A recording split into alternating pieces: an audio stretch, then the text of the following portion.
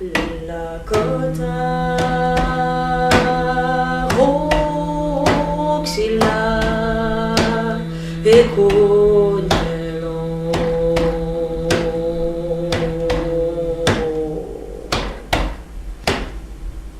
Tehan Ahatan Liasika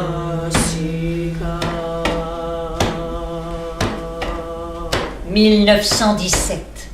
Je me rends dans un endroit dégagé au milieu des bois afin de prier en compagnie d'autres Bloods de la même tribu que moi. Lakota Roxila Econelo. Nous faisons une offrande à l'esprit du soleil afin que celui-ci nous protège dans les combats à venir. Strangling Wolf, loup qui étrangle, se plante une aiguille près du genou. Il découpe un morceau de sa peau. Il tend les lambeaux vers le soleil et prie. Tehan Ahatan Liasika.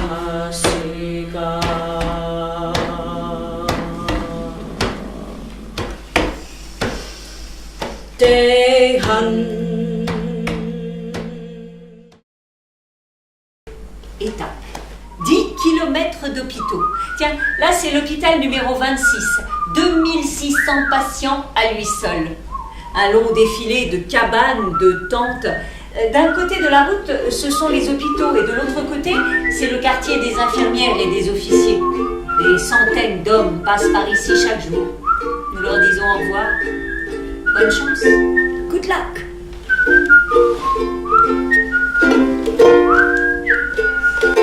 It's a long way to Tipperary. It's a long way to go. It's a long way to Tipperary, to the sweetest girl I know. Et là, les débats font rage.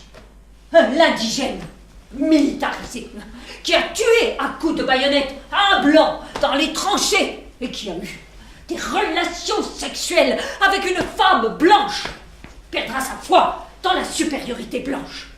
On ne peut tout de même pas considérer un nègre comme un camarade.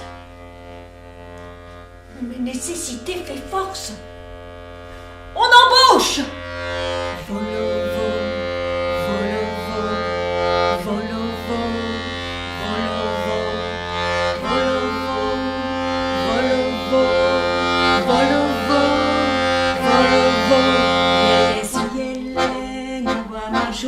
C'est ça ma va volo volo et mano.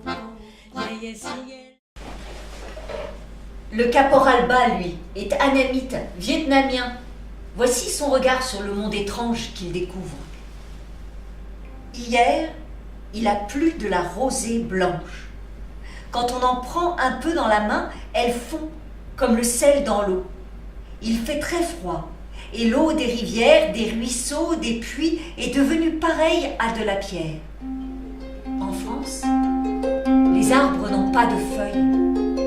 On nous a donné des vestes épaisses, des chaussettes, des souliers occidentaux et des couvertures. Nous recevons aussi du tabac, du bois à brûler et du charbon de pierre.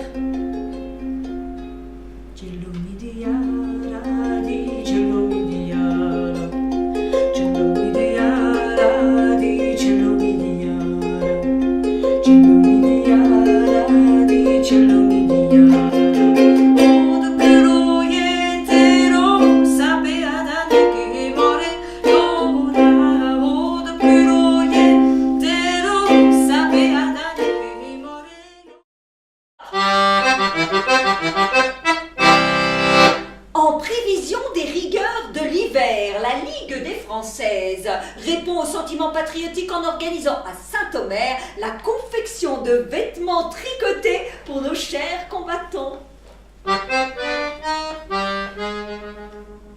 Retraite de de départ pour les conscrits de la classe 1916 à la maison de l'Ave Maria à Wardrek, le nombre de places étant limité, prière d'avertir.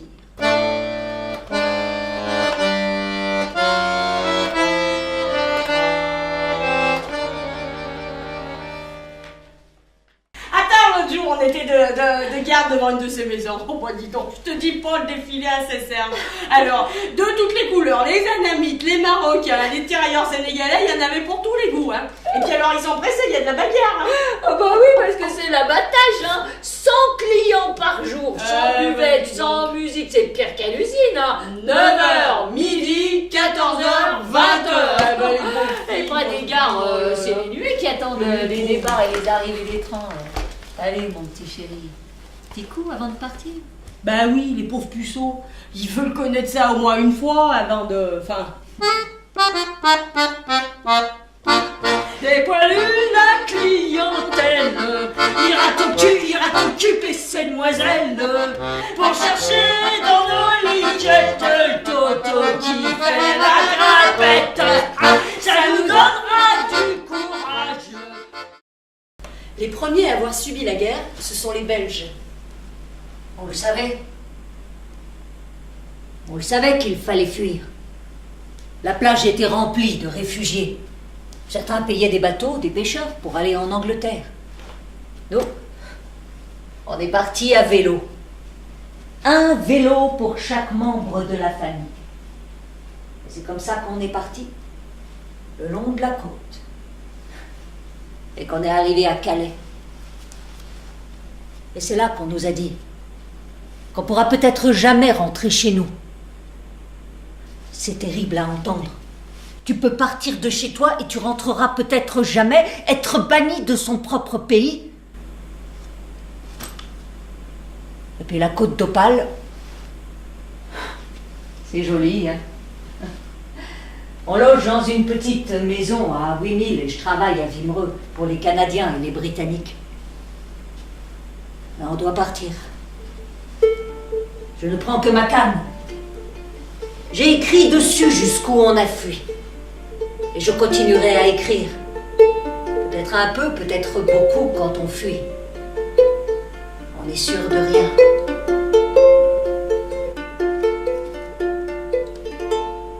Nous n'avons plus de maison, oh là là. Les ennemis ont tout pris, tout pris, tout pris. Jusqu'à notre petit lit, ils ont brûlé l'école.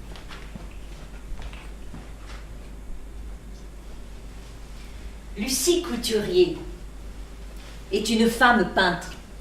Elle vit en Provence. Et voilà qu'un jour, elle voit les soldats arracher les magnifiques oliviers autour de sa maison. Ils vont installer de sordides baraquements pour accueillir les tirailleurs sénégalais des camps d'hivernage. Elle se lie d'amitié avec ces hommes et installe chez elle une petite école. Depuis son retour du front, j'ai donné à Dambadia des notions de sciences naturelles, d'histoire, de géographie, d'arithmétique. Il apprend tout très vite. Quand je lui demande « Que veux-tu apprendre aujourd'hui ?» il me répond « Oh, c'est pas la peine de demander, tout ce que je sais pas, je veux connaître. » Jamais il n'aurait manqué sa leçon sauf contrainte de l'armée. Aussi, quand il commence à s'absenter, je suppose que ce sentimental garçon de 20 ans a une amie. Nous avons été bien heureux ce jour-là. Mais c'est pas longtemps qu'en France, un Sénégalais, il peut être heureux dans son cœur. Quelques jours plus tard, il apprend qu'elle a été mariée à un adjudant européen. Quand on m'a dit cette parole, j'ai marché vite, sur toutes les routes, sans pouvoir aller nulle part, ni retourner au camp, seulement aller jusqu'ici.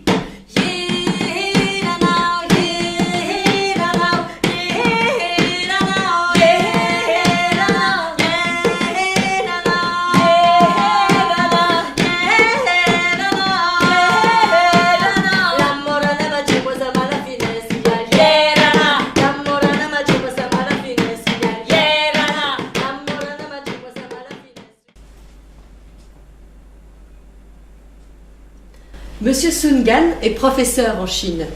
À l'âge de 35 ans, il profite de l'occasion et décide de s'engager comme ouvrier afin de découvrir et d'étudier l'Europe. À son retour en Chine, il a écrit un livre. Il va nous en lire quelques extraits. Monsieur Sun Gan.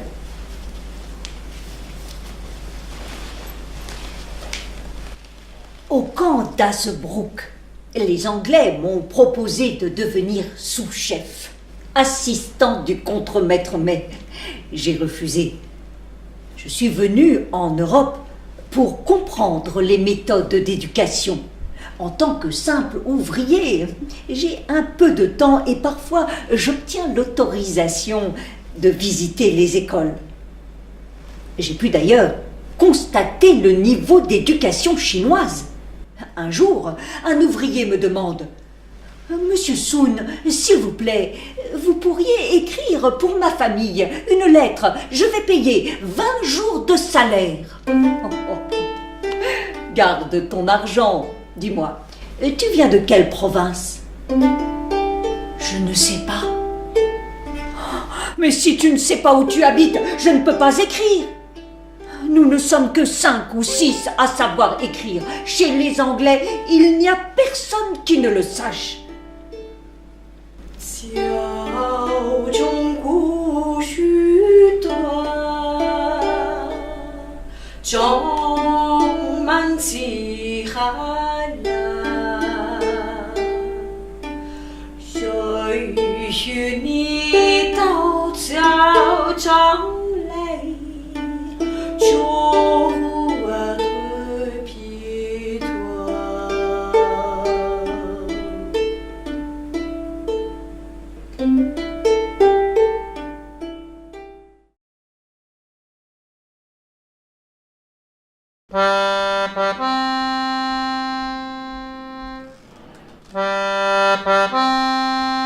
Quelques millions d'hommes tombés, quelques millions de Maccabées, mais qu'ils soient vainqueurs ou vaincus, le monde entier a mal vécu.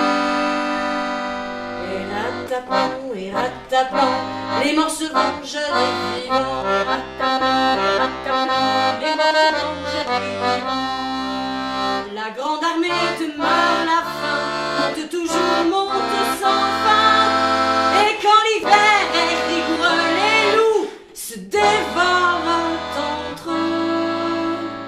Et rataplan, les morts se vengent des vivants. Et rataplan, les morts se vengent des vivants.